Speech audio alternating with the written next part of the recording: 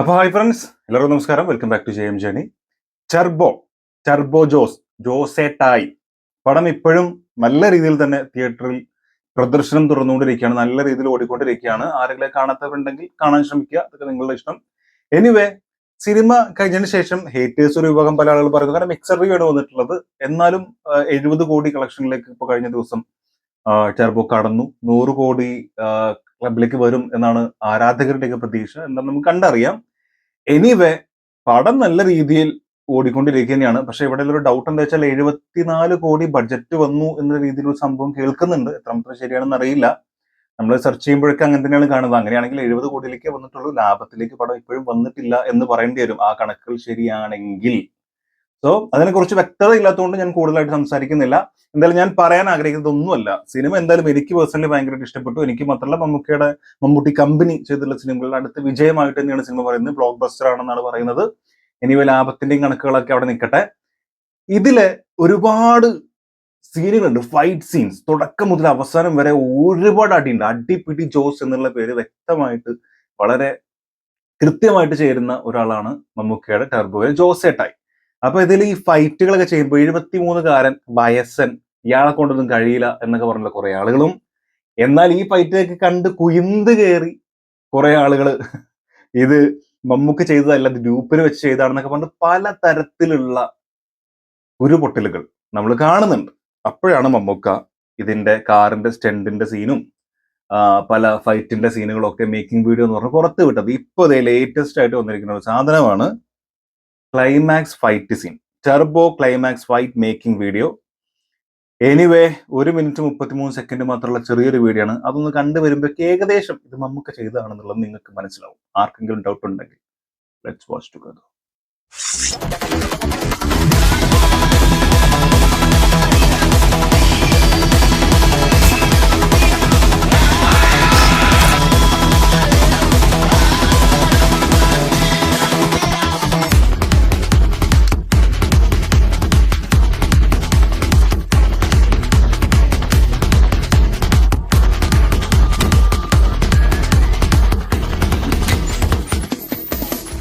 Oh, I mean.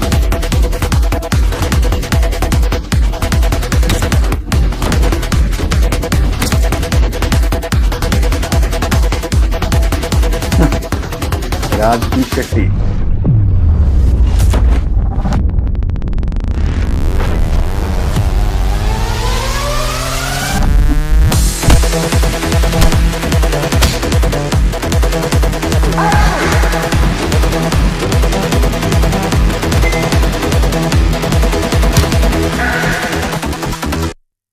അഫ.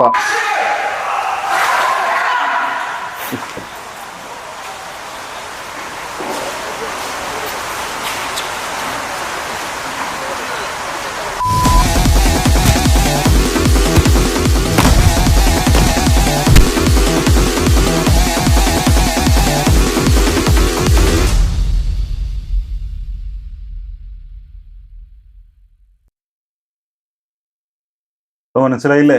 ഈ fight സീനുകളും ഇതിൽ ചാടുന്നതും മറിയുന്നതും തിരിയുന്നതും ഒക്കെ ഈ 73 വയസ്സുള്ള മനുഷ്യൻ തന്നെയാണ് ചെയ്തിട്ടുള്ളത്. ഈ കുറ്റം പറയുന്നവരും ചീത്ത പറയുന്നവരൊക്കെ ഇയാളുടെ പ്രായം, അപ്പൊ അയാളുടെ സ്പിരിറ്റും നമ്മൾ മനസ്സിലാക്കണം എന്നാണ് എൻ്റെ ഒരു അഭിപ്രായം. ഇപ്പൊ ലാലേട്ടനും മമ്മൂക്കയും തമ്മിലൊന്നും യാതൊരു വിഷയമല്ല എന്നുള്ളത് ഇപ്പൊ കഴിഞ്ഞ വനിതാ ഫിലിം അവാർഡിലടക്കം അതിനു മുമ്പ് നമ്മൾ അറിഞ്ഞിട്ടുണ്ട്.